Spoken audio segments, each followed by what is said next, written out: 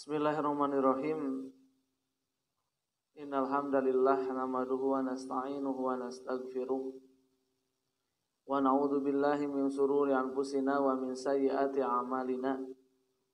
May yahdihillahu fala mudilla lahu wa may yudlilhu fala hadiyalah. Asyhadu an la ilaha illallah wahdahu la syarika lah wa asyhadu anna Muhammadan abduhu wa rasuluh alladzi la nabiyya wa la rasula ba'da. Ikhwatul iman rahimakumullah dimanapun Anda berada. Setelah kita kemarin membahas tentang dosa yang pertama, yaitu syirik atau menjadikan selain Allah Subhanahu wa taala sebagai Tuhan untuk diibadahi, maka kita di pertemuan kali ini akan membahas dosa yang kedua dalam kitab Al-Kabair karya Syekh Az-Zahabi, yaitu qatlun nafsi, membunuh seorang jiwa atau membunuh jiwa yang lain.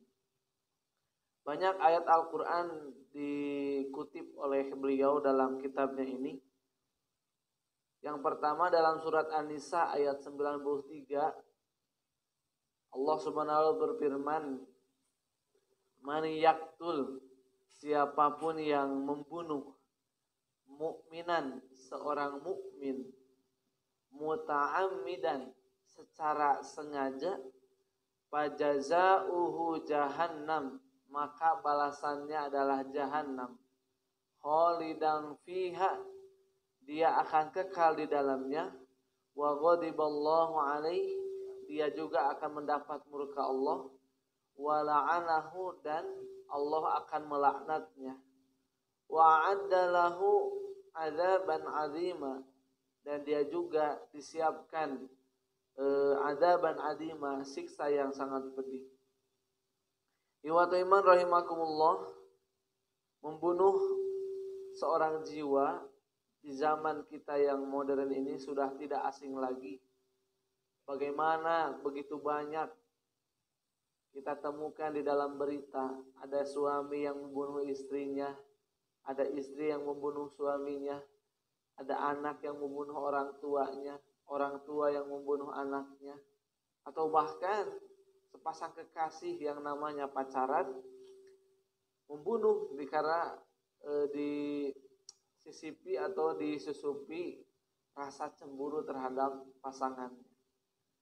Ikhwatul iman rahimakumullah, tentu Islam memiliki hukum tersendiri bagaimana orang yang membunuh orang lain atau jiwa yang lain tanpa atau dengan haknya itu menjadi dosa yang sangat besar. Bahkan oleh Imam Az-Zahabi diposisikan nomor 2. Maka ikhwatul iman rahimakumullah, nanti di dalam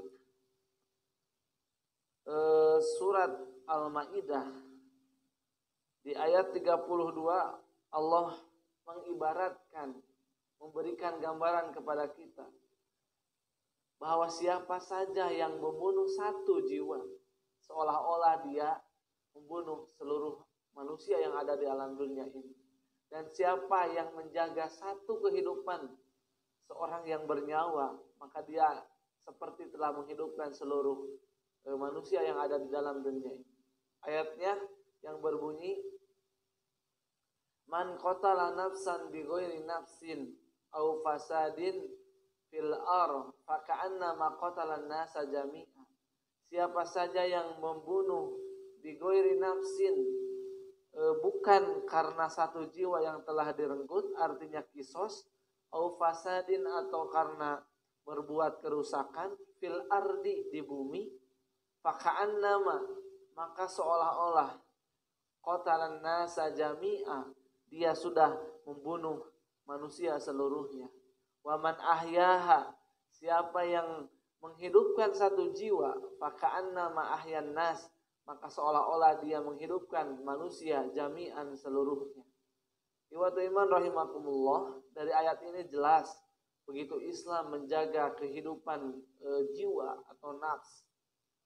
Maka nanti di ayat yang lainnya Allah berfirman menjelaskan ibadur rahman, hamba-hamba Allah yang maha pengasih. Di antara cirinya adalah Wa ibadur rahman alladzina yamsuna 'alal ardi hauna, seterusnya sampai alladzina la yaqtuluna ma'allahi atau walladzina la yan'una ma'allahi ilahan akhar wa la yaqtuluna an-nafsal lati harramallah. Di antara ciri orang atau hamba yang pengasih itu adalah wala yaqtuluna an-nafsal lati harramallah. Dia tidak membunuh, tidak merenggut an-nafsa, jiwa allati harramallah, yang telah diharamkan Allah, illa bil haq, kecuali dengan hak, wala yaznun, dan dia tidak berzina. Ikhwatul iman rahimakumullah.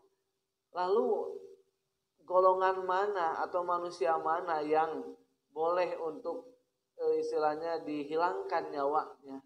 Di dalam hadis disebutkan 3 golongan itu adalah, pertama, as-sayyibuz zani, seseorang yang telah berzina. Jadi orang yang telah berzina padahal dia sudah menikah, maka balasannya adalah rajam atau direnggut nyawanya. Yang kedua adalah wan nafsu bin nafs. Ketika seseorang membunuh jiwa yang lain, maka orang yang membunuh itu wajib dibunuh atau dinamai dengan kisos. Al-aini bil ain, mata dengan mata, al-udhun bil udhun, telinga dengan telinga, an-nafs bin nafsi, jiwa dengan jiwa.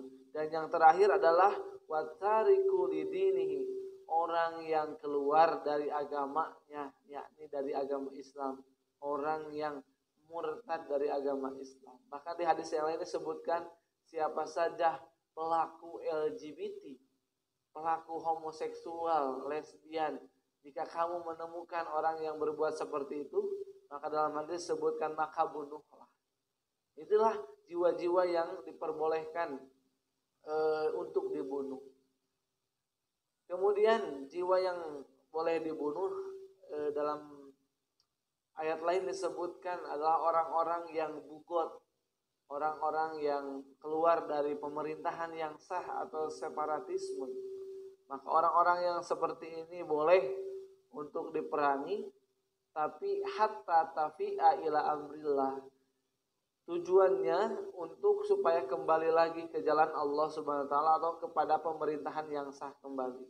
Jika mereka tidak mau, maka sah untuk dibunuh. Ikhwatul iman rahimakumullah. Dosa membunuh orang lain ini memang sudah seperti saya katakan tadi, di zaman yang sekarang ini memang sudah tidak aneh lagi. Karena memang nanti di akhir zaman itu salah satu tanda terjadinya kiamat adalah begitu gampangnya orang membunuh satu sama lainnya. Ikhwatul iman rahimakumullah. Nanti ada dalam hadis Rasulullah SAW, idza taqal musliman, apabila bertemu 2 orang muslim, bisayfihima, keduanya membawa pedang, fal qatilu wal maqtul finnar, maka yang membunuh dan yang dibunuh di dalam neraka. Kila, maka sahabat ada yang bertanya, ya Rasulullah, hadzal qatil fama balal maqtul. Yang membunuh itu masuk akal kalau dia masuk neraka. Tapi bagaimana bisa orang yang terbunuh dia masuk ke nerakanya Allah Subhanahu wa taala? Qala, Nabi menjawab, li annahu kana harisan ala qatli sahibihi. Dia juga atau orang yang terbunuh itu berniat pula untuk membunuh si pembunuh tadi. Makanya para ulama ada yang menjelaskan maksudnya adalah ketika 2 orang ini au asobiyah. Jadi 2 orang ini bukan atas nama agama saling membunuh. Yang satu karena asobiyah atau dunia. Fa amma man qatala ahlal bagi ala sifati allati yuhibbu qatilun biha, yajibu qitaluhum biha. Sedangkan ahlul bagi yang tadi disebutkan separatisme itu, kelompok yang menyimpang dari pemerintahan yang sah, maka boleh untuk dibunuh. Ikhwatul iman rahimakumullah. Seorang mukmin harusnya menjaga saudara muslim yang lainnya, maka ini adalah diantara cabang keimanan. Di hadis Nabi Rasulullah SAW menjelaskan, al-mu'minu man salimal muslimu min lisanihi wa yadihi. Seorang mukmin adalah yang menjaga saudara mukmin yang lainnya min lisanihi, dari lisannya, dari gibahnya, dari ancamannya, dari hinaannya, dari fitnahnya, dari semua hal yang jelek yang keluar dari mulutnya. Hendaklah dia menjaga muslim yang lainnya. Yang kedua adalah orang mukmin itu harus menjaga muslim yang lainnya dari tangannya, dari kekuasaannya, dari perbuatannya. Jangan sampai mukmin yang lainnya terzalimi oleh tangan kita sendiri.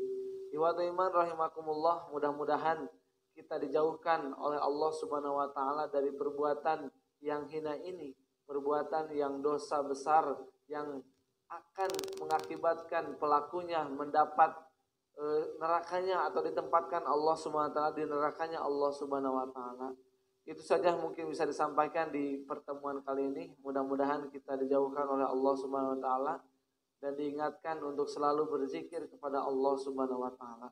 Aqulu qouli hadza wa astaghfirullah li wa lakum. Rabbana hab lana min azwajina wa dzurriyyatina qurrata a'yun waj'alna lil muttaqina imama. Rabbighfirli wa liwalidayya wa lil mu'minina yauma yaqumul hisab. Rabbana atina fid dunya hasanah wa fil akhirati hasanah wa qina adzabannar. Assalamualaikum warahmatullahi wabarakatuh.